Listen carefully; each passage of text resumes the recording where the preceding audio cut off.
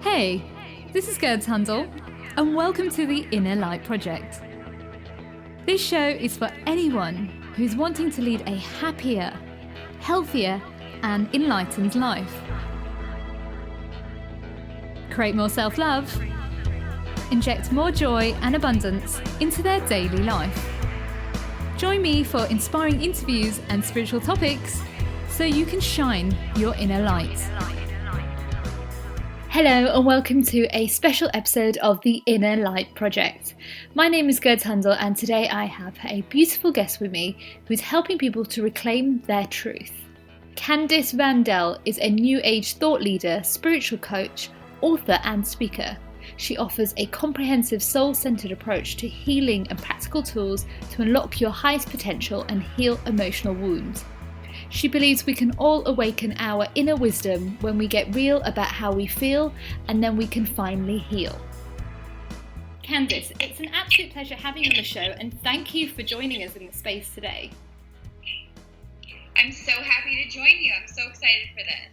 Oh, bless you. Well, I'm really interested about hearing your story because I feel like we've got quite a similar journey, and I want you to kind of share with the listeners what your life was like before you became a spiritual coach. Oh, goodness. So it's a long story. I'm going to try to make it as short as possible. So from the time I was very, very, very young, I knew that I was a bit different. Didn't know really what that was, but as my childhood started developing, I realized I was highly sensitive, but like extremely highly sensitive emotionally and physically, where I couldn't wear certain clothes. It had to be all cotton and really soft. I couldn't wear certain colors. I would feel the emotions of others and not know if it was mine or theirs. So processing emotion has actually been my biggest gift, along with intuition, because of those early struggles, but also those, I would say, kind of gifts of being able to feel people and really understand in a different way. So I went through a lot of struggle with that, obviously feeling different and just feeling like this world was kind of backwards and really being able to do things in ways that most people couldn't. For example, in school, it was really hard for me because I would get every answer correctly on like long division or calculus, but I would do it a different way. And I just would refuse to do it the conventional way. My brain worked differently. So it was tough to fit into the norm. I was just never that way. And because I didn't really fit into that system, I felt like there was so much more to life. And that's when I started my modeling and acting career at 17 and started traveling the world and ended up in Los Angeles acting, and always followed the healing journey and the holistic health and the spiritual teaching of other people that became my own, because there were so many spiritual gurus and things out there that still weren't confirming my inner knowing. So what I realized about 8 years ago, I went to a master's program in spiritual psychology. It was a 2-year program, and it's when I really got in touch with what I call the wise guide inside. I really did a lot of emotional, sort of scientific healing work with myself and realized that this inner knowing that I have, I believe everyone has. I've just been really connected to it. And when I started really trusting it and all those doubts went away, my entire life started shifting into this direction. So I didn't really have a choice. I just started sharing these things on YouTube, and I started getting a ton of calls for coaching, and then it turned into books and workshops and online courses, and that's how I kind of followed my pain into my purpose. Wow, that's amazing. Wow. It's interesting that you touched on about being emotional, because I feel like a lot of us who are on this like deeper journey, or like the yearning to find our soul's calling, are quite sensitive beings. And like yourself, I was the same. I was always sensitive. I still am sensitive. That's who I am.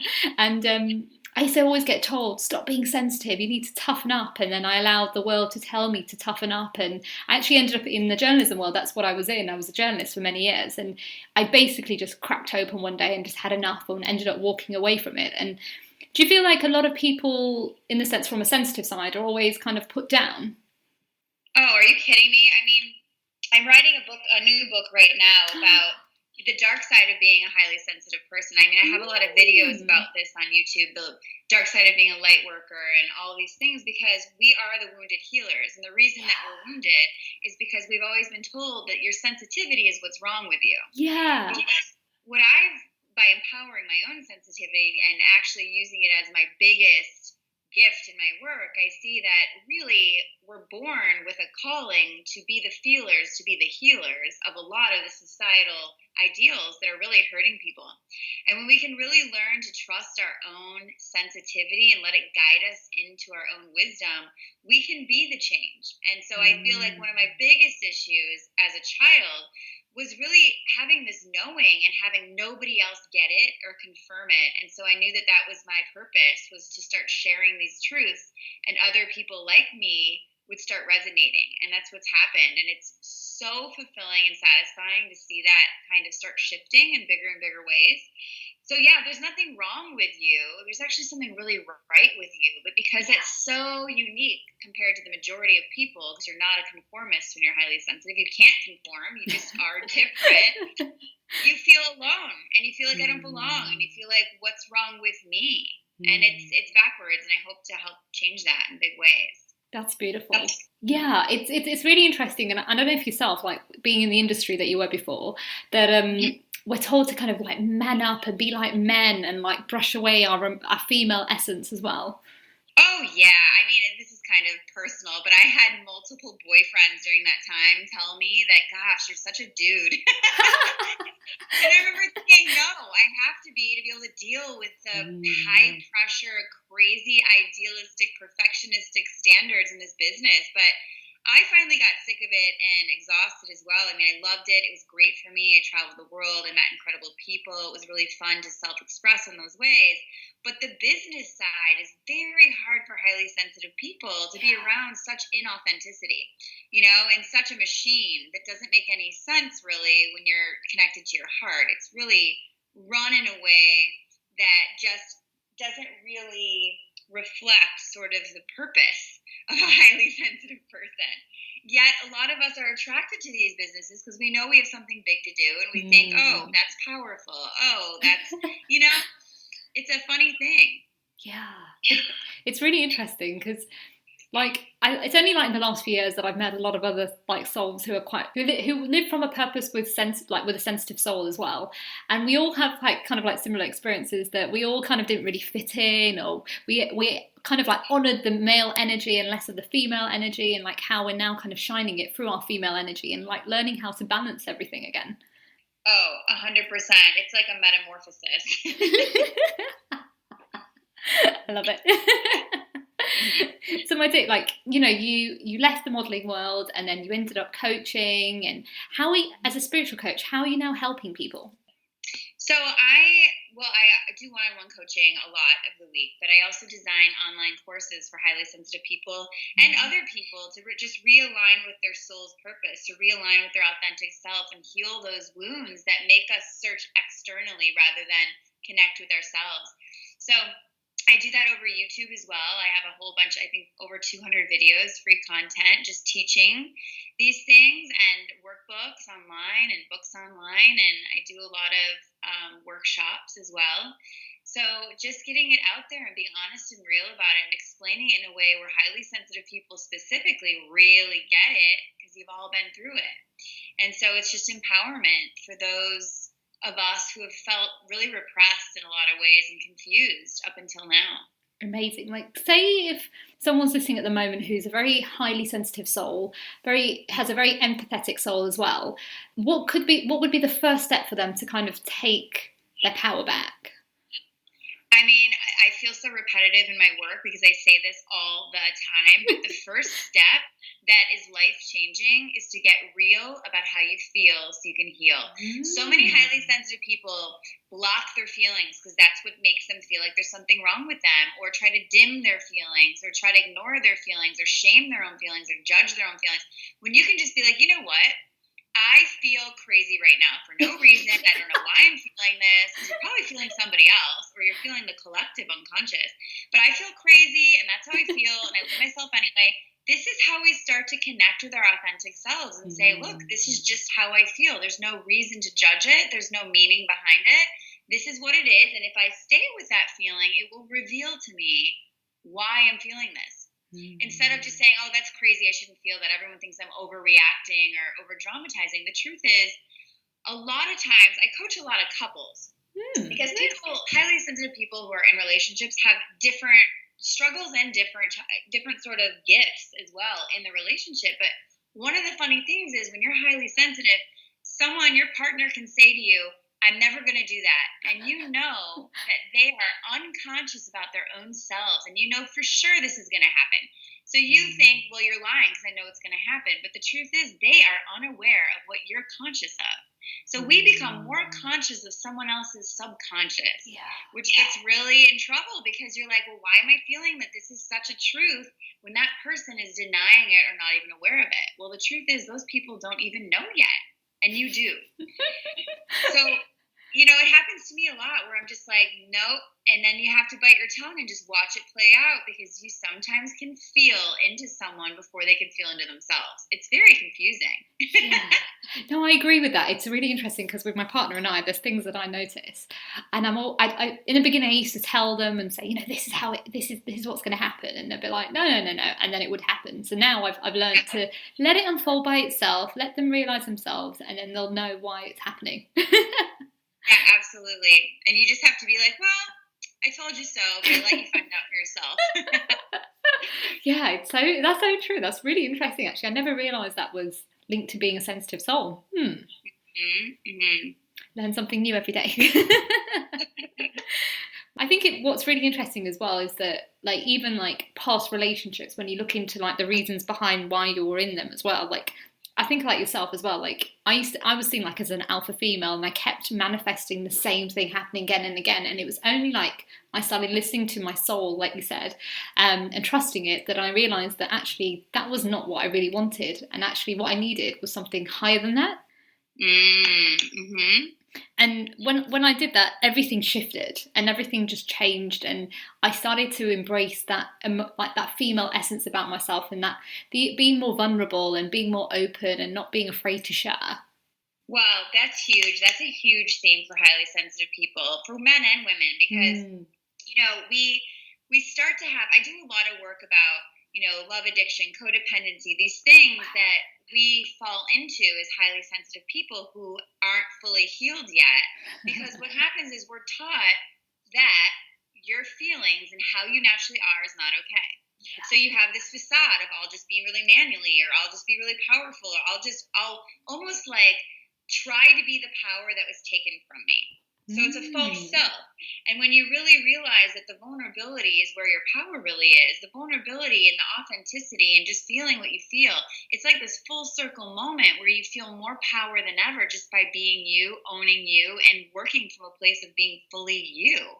So yeah, I feel like, what we're taught in this way, we should be taught other things in school, but what we're taught in this way is how to function in a society, not to how to function from your soul. It's totally a different thing. Yeah, a lot of us are kind of functioning what we should behave into and less of how we should be, right? I call it the shoulds. Yeah, like when you're all shoulded up, and like your whole life is basically based on what you think you should want, what you think. I call it the ideal versus real state. This is a whole workshop that I do where we are aligning with these idealistic standards of what our parents want, our teachers want, our society wants, and when we shed that and start just being real again. We realize that what we've always wanted, that fulfillment, that satisfaction, is not in the ideal. It's only in the real. Yeah. And so really shifting from this idyllic life to this real life is a huge moment in someone's reality when you realize that everything you really need, you already had. You just didn't have the tools to own it. That's so powerful. Yeah. It's true. We all have the tools within us. It's just... But do you feel like that everybody has a different timing? So like, if we were born to know all of this straight away, actually we kind of already know it, don't we, when we're a child, when we're a baby, we kind of know all this, but we kind of get distracted. But do you feel like that we all have a different timing of like unraveling this? Well, I don't think the timing is destined. I think it's up to us and how we do the work and how we move through our pain and how we move through life's challenges and how we see that. So a lot of people never wake up. The ones that I see waking up most, that's why I always say the dark side of being a light worker.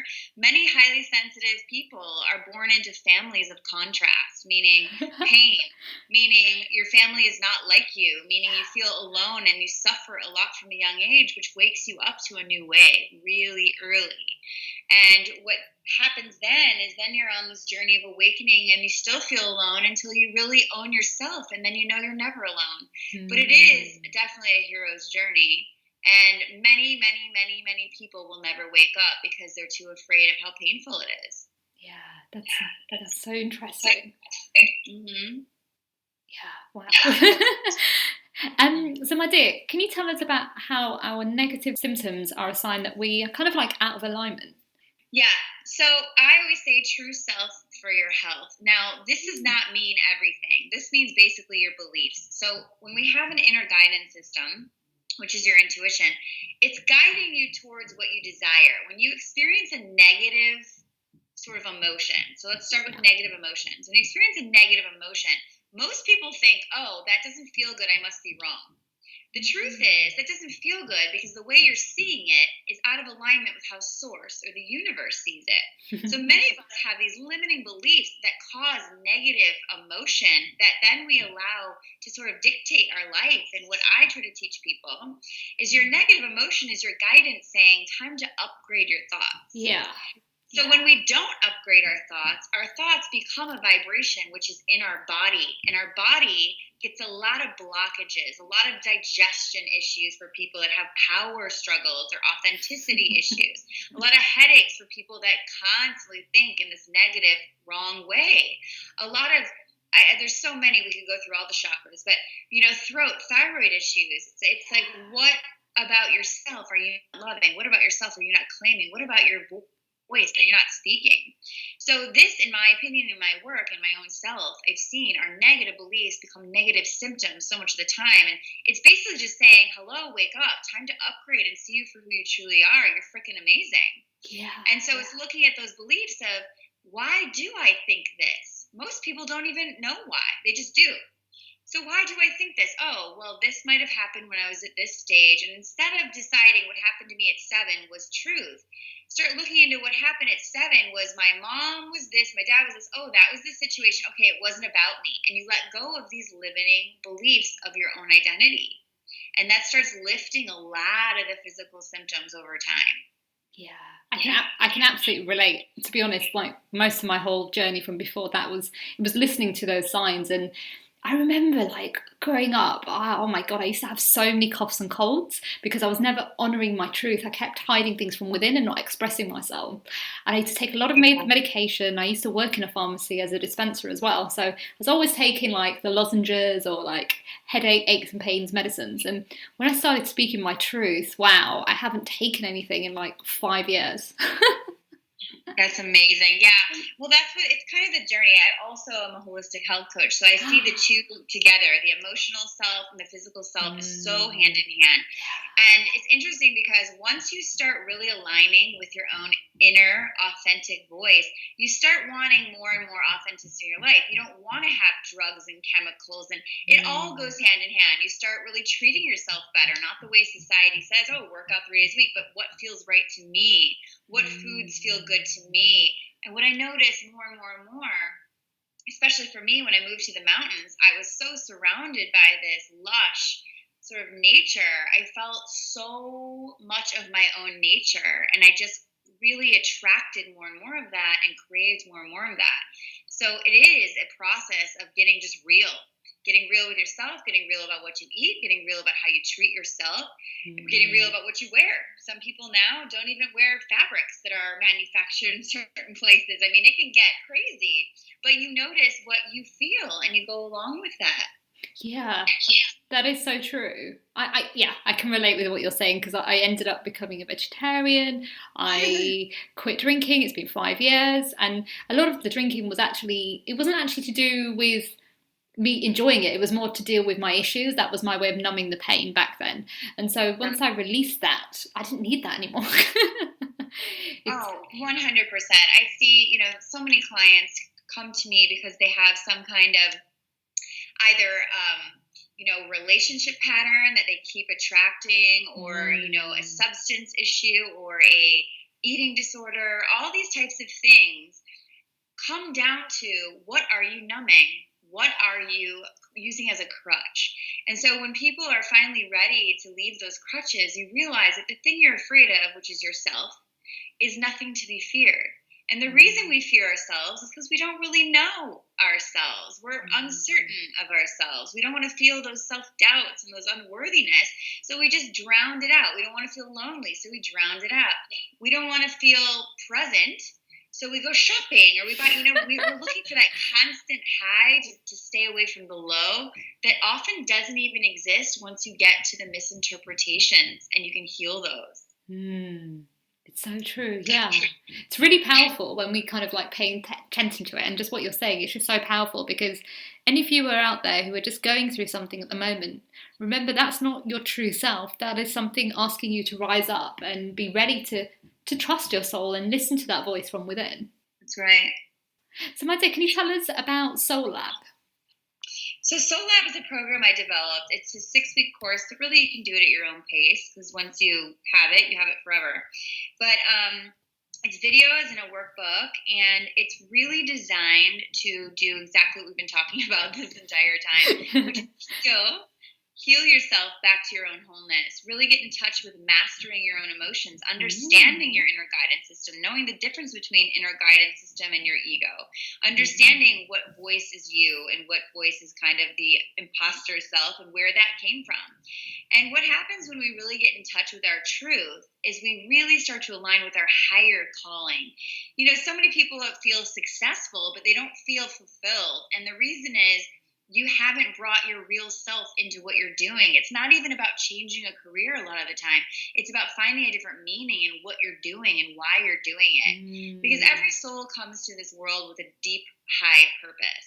And unless we connect with that, we're always searching for something. And once we do connect with that, you wake up every day, and I'll just tell you from personal experience, I'm completely connected to my purpose every day, because I know exactly why I do what I do. I know exactly how my life makes sense. I know exactly my piece in the puzzle of life. And that's the gift you get to have when you heal back to your authentic self. Yeah.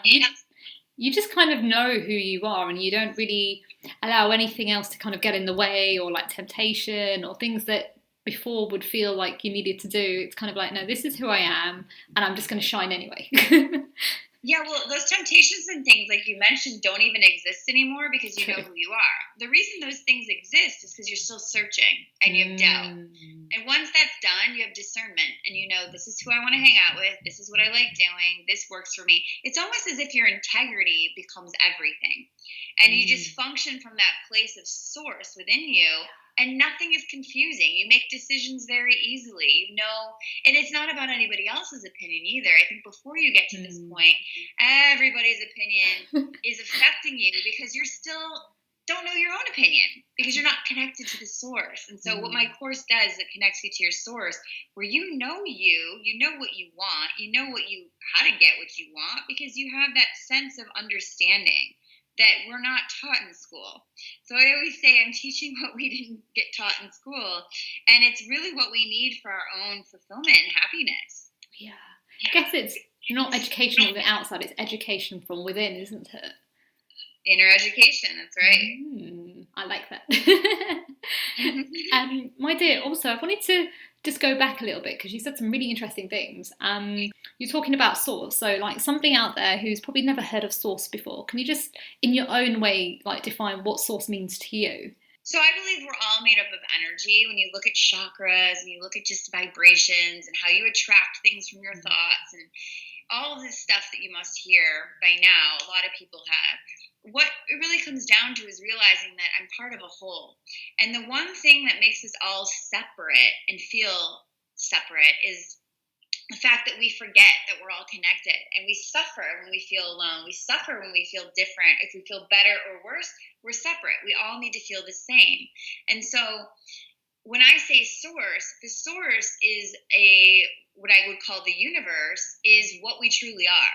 We truly are everything. We truly are unity with everything. And when you really come from a place of understanding that, that's where the wisdom comes in. And so when you think, oh, the universe is out there, you have to understand that you're part of that. So it's also in here. So when you can touch that part inside of yourself and know I'm part of the whole, that's when suffering sort of dwindles. That's when you start to hit your purpose and stand in your purpose, because you realize, oh, I'm being guided from that source that's out there in everything that's also in here. I like that. I think we all sometimes forget, like, we are all part of source, and when we were babies, we knew about that, but we just forgot because the outer world told us something else. Well, we got conditioned by society, and society is a set of rules. Universal laws are the opposite. So when we're living in alignment with societal rules, we're kind of going against universal laws. And so that's kind of going against natural self, natural guidance. And when you can find the balance of, I'm going to live my life from universal laws that come from source, understanding within inside you. I'm going to live from universal laws so that I can deal with societal rules and see which ones I agree with and which ones I don't. That is so true. You're making me have a lot of aha moments. I love it. My dear, we are coming towards the end of the show. I've got a few more questions left for you. What are your 5 top tips for someone who wants to reclaim their truth? I have like 500, so I'm just going to give you the first few. And I think I highlight 8 specific ones in my course that I go through in depth, which I think is probably a better list than I have right here. But on the top of my head, the first thing is what I mentioned earlier, getting real about how you feel. When you can get real and honest, you're honoring yourself. See, many of us are born in a world where we're not honored emotionally. We'll say, oh, mommy, I need this. Your mom's like, no, you don't. You're fine. You start questioning your own feelings. It's as simple as that. So really getting in touch with everything you feel can get this, I call it the neutral observer. You can start to observe how you feel from a point of not being the feeling. When you can start to realize that I'm feeling this, but my feelings aren't me, they're a part of me, you can kind of separate your identity from the negative emotion you're having, which is very, very important for people. So getting real about how you feel. Then I would say following your pain and really watching, not going into your pain, but watching what causes me pain. Because when you're seeing your triggers, you're also being directed towards your purpose. Your pain will bring you to the point of your purpose. I have an amazing story about this on one of my YouTube videos with a client recently who was telling me she was feeling so like she was losing her joy. And I said, okay, what do you do to find your joy? And she's like, you know what? I started doing these spin classes, and I really don't know what my purpose is, but I decided that I want to open up a bunch of spin studios. And I said, why do you want to do that? She said, so I can contribute joy. I said, okay, so you just used your pain to become a bigger purpose for not just you, but everyone. And she was like, oh my God. She didn't realize it. That's how easy it is, you guys. Follow your pain to your purpose. The third thing I would say is boundaries. Boundaries probably should be number one.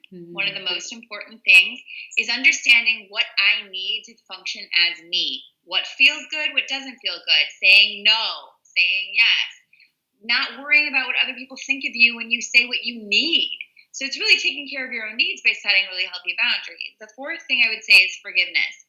If we're not forgiving the people in our lives or ourselves who have maybe done wrong to us or created negative scenarios for us, we're not realizing that people who are in pain cause pain. So people don't do things to you that will hurt you unless they're hurting. And that really creates a compassion, which also creates more unity. So forgiveness work is really important. And I guess the last thing I would say, which is also probably one of the top things, is clarity. Getting really clear about what you want and why. Why does that make you happy? Do you think it will make you happy? Or does that really come from your heart and bring you joy? I think those would be my top 5 for today. Those were amazing 5 top tips. Like, yeah, wow. They were powerful. And I think it's so true to just pay attention to each one of those, because we can all shine our light. And even if we just do a little bit of each of those things, it can help us to shift massively. Right. Yeah. That's great. But you know what? I'll just add one thing, because so many of my clients are like, when am I going to be there? And I just want to let you know that awakening and, consciousness and healing and all these wonderful things, purpose does not happen overnight just because you have a mental idea of it. Change and healing happens in the body. So you have to literally embody these things. You have to do them. I give people homework every time they see me. You have to do these things in new ways to create new energy, which creates new patterns. So it's about a daily spiritual practice of changing your mindset, upgrading your beliefs, and being more of who you truly are, even when you're scared. I think it's important to mention, I had this new client last week. She was so cute. And she was telling me, I get triggered and I know that means who I truly am is going to get rejected. And so I go and hide. I say, okay, great. Your homework this week is, when you get triggered, I want you to be more you. And she's like, oh, how do I do that? I said, well, you know how to be not you and hide. Now I want you to go and call someone random, or go ask someone a question, or do something that you want to do that scares you, that's being more you. And so she called me a couple days ago. She was, holy shit, it's working. Do it. That's so beautiful. Oh. It's so true. When we do things that we want to do, it's just like everything just starts moving, and things start to shift in like beautiful patterns. Sometimes actually they're not always beautiful, are they? Sometimes they can be like really low and really high. But each of it is just teaching us something and more about ourselves, what we want to accept and what we don't want to accept. Yeah, and I think it's really important to remember, healing is not just a one-way street. It goes up and down, but you're always healing. When you're either way, you're up or down, you're always healing, because you're always knowing more than you knew yesterday. You're in a different place than you were yesterday. And it's really important to remember that your healing doesn't always look pretty, but it doesn't have to feel bad. The thing is, you have to understand this whole spiritual perfectionism, like, oh, am I doing it right? I still feel bad. Why am I not where I want to be? How you are with yourself when you're not where you want to be is what's going to make you become what you want to be. So it's how you relate to yourself is the issue. Yeah. It's like how people, when they talk about meditation, like they sit on their meditation mats and they're like, oh, I feel so much better. For me, it was the opposite. It was like the opposite. I was crying my eyes out for a couple of weeks. I just felt like, what's happening to me? And I spoke about this actually with David G. We had him on the show like about a year ago, and we were just talking about everyone's kind of meditation style is different. So sometimes you might start off with being really joyful and then it goes sad, or it just shifts. And sometimes you can start really sad and then it just uplifts after. And it's so important to just kind of trust how your body wants to meditate. Well, it's so interesting. See, we're all so used to judging what we feel. You telling me right now that you sit down to meditate and start crying tells me that you're in a really amazing place, because you're releasing the false self and you're feeling the real self. And it's not going to be comfortable if you're not used to it. But what you're doing is you're sort of dying off this old sort of facade that you don't want to have to worry about anymore, and you're dropping into your vulnerability. And for me, that sounds like you're healing. So it's like you're feeling, so you're healing. And if that looks like, you're doing certain hip openers on the mat, you start crying randomly in yoga class, amazing. You had a blockage of emotion. So we look at it so wrong in this society. It's bad. Yeah, I had a lot of people, this was probably a few years back, where I was sharing it at an event, and this woman was like, oh, every time I sit down, I can't meditate. And I'm like, but how are you meditating? She was like, I went to this class and I did this. I said, yeah, but have you ever sat down and just listened to how you feel like meditating? And she came back to me like a week later and was like, wow, that really made me think. And actually, when she had a go at it, it really helped her to shift and see things in a different way. And like myself as well, like the meditation, it was very heavy in the beginning a few years back, but now it's so light. And it's not always going to be light. I have obviously here like my days where it goes down, but there's always a release or something that needs to be cleared. And I think that's just really important for everyone to know, that we're not always going to have a high day or a low day. Sometimes we're just going to be in the middle as well. Yeah, but I think it's important to realize that that's kind of always a high day. Interesting. Okay. Yeah, because when you're clearing, you're constantly evolving. And there will be a point where meditation feels like home. I get so excited to meditate because I get to connect with source. I get to connect with who I truly am and something higher, and nothing else matters. And, those moments where you have release is because you're processing something. You're processing it to let it go, to create more space to really welcome in more abundance. So I want you guys, whoever's listening, to reframe that and say, you know what, healing kind of is an up journey. It's just how you see it. It really is that, because you can't unevolve. You know, that's what we're here to do, is grow and evolve. You can't get younger. You're just getting older because you're constantly growing and evolving. I love that. And my other question is, where can the listeners find you? Oh my gosh, let's see. So my website is CandaceVanDell.com. You can always send me an email from my website. There's a point on there that says contact if you have any questions. Also, my YouTube channel is under my name. And I'm always big on Instagram. I respond to every DM. You can be there, Facebook as well. I love it. Oh. And my last question, my dear, is what are you most grateful for? I'm most grateful for the wisdom I've come into. It's life-changing. I love that. That's amazing. Well, Candace, thank you for being on the show, and thank you for shining your light with everyone and just being yourself, because we need more people like you in the world. Oh, thank you so much for having me. It was so fun. Wow, what a powerful interview with Candace. I have no words. Thank you so much, Candace, for being on the show and just sharing your light with everyone, because it's so important to know that we all have an inner wisdom within us. We all have an inner guidance within ourselves, and that once we tap into that, anything is possible. Anything that we want to create just magically, abundantly happens. Unfortunately, that's the end of the show. Before I leave, I want to leave you with this quote. At the center of your being, you have the answer. You know who you are, and you know what you want. That's a quote by Lao Tzu.